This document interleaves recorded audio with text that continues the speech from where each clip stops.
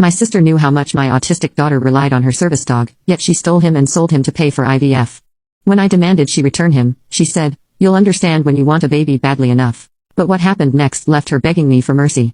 The screaming started at 2:47 p.m. Not normal screaming, not tantrum screaming. The kind of guttural, primal wailing that only comes when my 8-year-old daughter Lily's world completely collapses. I heard it from the parking lot as I returned from grabbing groceries, and I ran. I found her in the corner of our living room, arms wrapped around herself, rocking violently, hitting her head against the wall. Her teacher, Mrs. Martinez, was trying desperately to calm her. "Where's Max?" I dropped everything. Scanning for the golden retriever who should have been pressed against Lily's side. "That's the problem," Mrs. Martinez said, tears in her eyes. "Your sister came during lunch.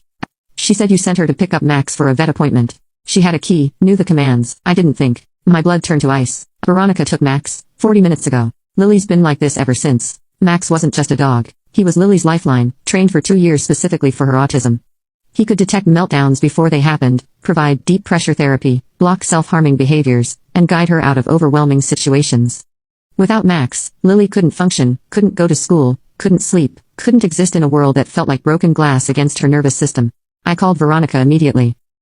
She answered on the third ring, and I could hear traffic in the background. "Where is Max?" "Oh, hi Melissa. Don't worry, he's going to a wonderful home." "Where is my dog?" Tears tore into my voice. "I sold him." This couple in Oregon paid $15,000. Can you believe it? $15,000 for a dog.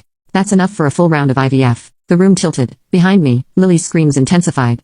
She'd started hitting herself, and Mrs. Martinez was struggling to protect her. "You sold my autistic daughter's service dog?"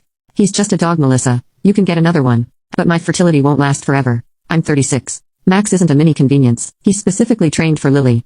She can't function without him. She functioned before she had him.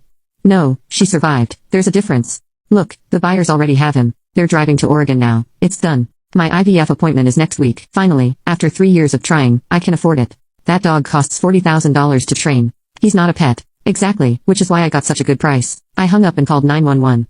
"My daughter's medical equipment has been stolen.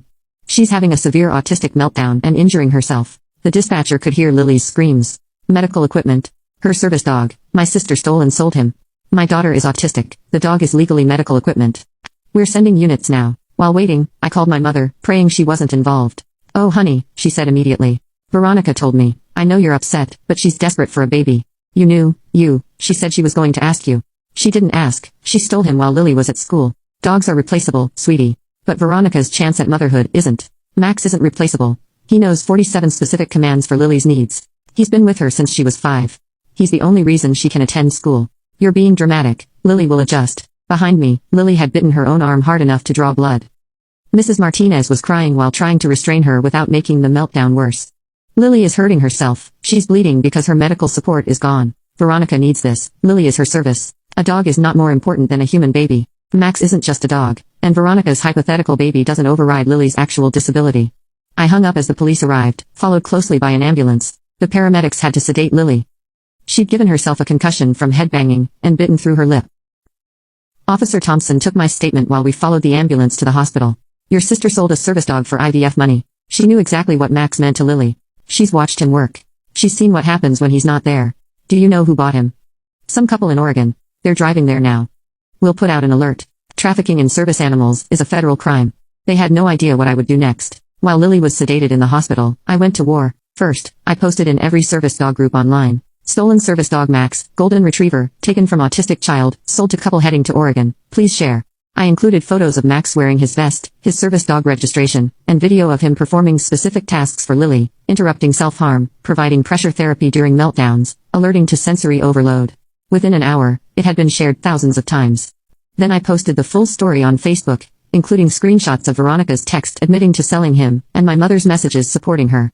My sister stole my autistic daughter's service dog and sold him for IVF money. My daughter is now hospitalized from self-injury during the meltdown that followed. This is what happens when people think service dogs are just pets. The autism community exploded in rage, parents who understood what losing a service dog meant, adults with autism who knew the hell of losing their support, trainers who knew how irreplaceable a specifically trained dog was. Someone found Veronica's Instagram. She posted a photo of herself at a fertility clinic with the caption, "Finally starting my journey to motherhood. Sometimes you have to make hard choices for your dreams. Shirney, future mama." The comments destroyed her. "You stole a disabled child's medical equipment. Hard choices, you mean from your family. You want to be a mother but traumatized a child. Within 3 hours, Veronica had deleted all her social media, but the internet doesn't forget. Screenshots were everywhere. Then came the breakthrough. A truck driver in Northern California had seen the alert. He'd noticed a golden retriever at a rest stop wearing what looked like a service vest, with an Oregon-plated SUV. The dog seemed distressed, he reported, kept trying to leave with different people. The couple claimed he was their service dog, but he wasn't responding to them. Max was trained to find help if separated from Lily. He was trying to get back to her. State police intercepted the couple 2 hours from the Oregon border. They claimed they bought the dog legally, showing Venmo receipts to Veronica. But when officers asked them to demonstrate Max's service tasks, they couldn't. When they tried to show Max's registration, it was clearly fake. Real service dogs don't have registration in the US, something any legitimate handler would know. Max was recovered at 11 p.m., 8 hours after being stolen. But the damage was done. Lily had been sedated for hours. When she woke up, she was disoriented, terrified. Still no Max. She wouldn't eat, wouldn't drink, wouldn't let anyone touch her. She'd retreat to corners, rocking, humming the same 3 notes over and over, her most severe distress signal. Dr. Kumar, her psychiatrist, was blunt. The trauma of losing her primary support could set her back years. We're looking at possible regression in speech, self-care, all the progress she's made. Hey guys, just in case TikTok gets banned in the US next month, make sure you're following the YouTube channel link in bio. When the police brought Max back at midnight, I thought everything would be okay. But trauma doesn't work that way. Lily didn't trust that Max would stay. She grabbed his fur so tight he yelped. Wouldn't let go even in sleep. She stopped going to the bathroom because that meant leaving Max. She stopped eating unless Max ate from the same plate first, proving he was real. The regression Dr. Kumar predicted happened fast. Lily stopped using her AAC device to communicate, stopped tolerating clothing, stopped sleeping in her bed, only on the floor with Max. Meanwhile, Veronica was arrested. The charges were severe: theft of medical equipment valued over $40,000, interstate trafficking of a service animal, conspiracy to commit fraud, and felony animal abuse. Max had injuries from being forcibly dragged from the house, but she wasn't remorseful. From jail, she called my mother, who then called me. Veronica says if you drop the charges, she'll use the IVF money for Max's replacement. Max can't be replaced, he's not a broken toaster. She was desperate. She traumatized a disabled child. You're traumatizing her by pressing charges. She could go to prison. Good. How can you be so cruel? She wants to be a mother. Someone who steals from disabled children shouldn't be a mother. That's horrible. What's horrible is selling an autistic child's service dog. What's horrible is Lily drinking from Max's water bowl, because she's so terrified of losing him again, that she won't leave his side. She's being dramatic. She's autistic, her world operates on routine and trust, and Veronica shattered both. The story went national. Woman sells autistic niece's service dog for IVF money, made headlines. The fertility clinic Veronica had paid called, horrified, offering to refund everything. They wanted nothing to do with this publicity. The service dog community rallied. Trainers offered free refresher courses for Max. Therapists specializing in autism trauma volunteered their time. A GoFundMe for Lily's medical bills raised $80,000 in 48 hours. But Veronica doubled down. She gave an interview to a local news station from jail, claiming she was the real victim. I've been trying to have a baby for 3 years, she cried on camera. Melissa has a healthy child, I have nothing. I just wanted to be a mother. The interviewer didn't let her off easy.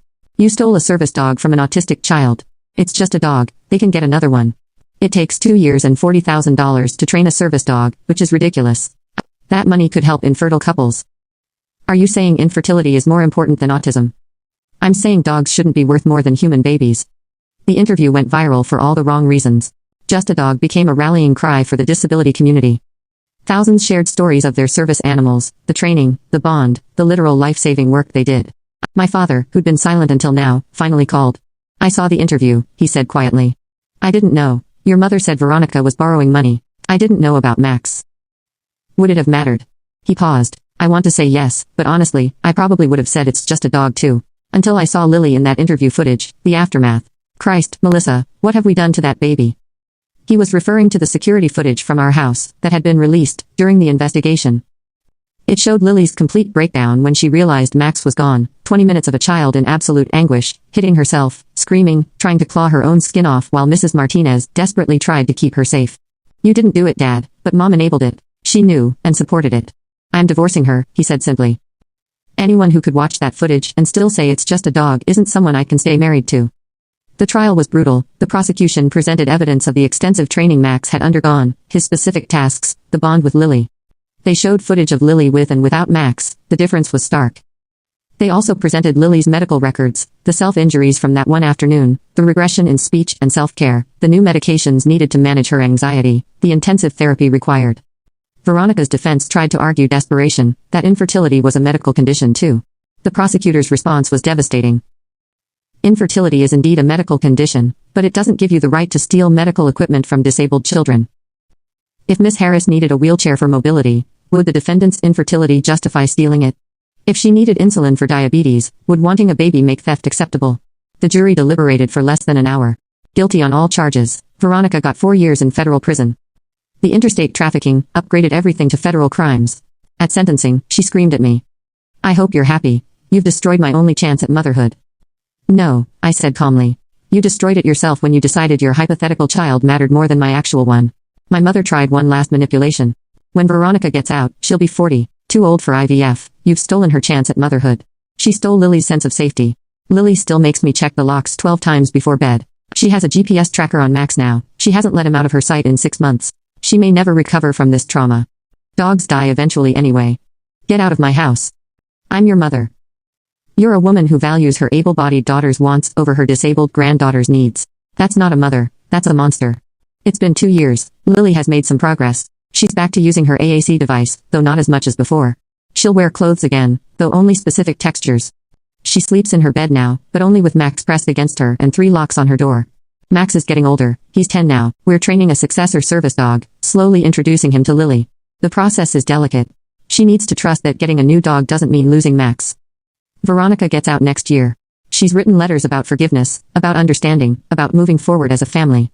I wrote back once, "You wanted to be a mother so badly you traumatized a child. You wanted to create life so desperately, you nearly destroyed one. You don't deserve forgiveness. You deserve exactly what you got, a prison cell and a womb that will never carry children, because someone who steals from disabled kids shouldn't raise any." She didn't write again. My father did follow through with the divorce. He's in therapy, working to understand how he enabled this toxic dynamic for so long. He's earned supervised visits with Lily, slowly rebuilding trust.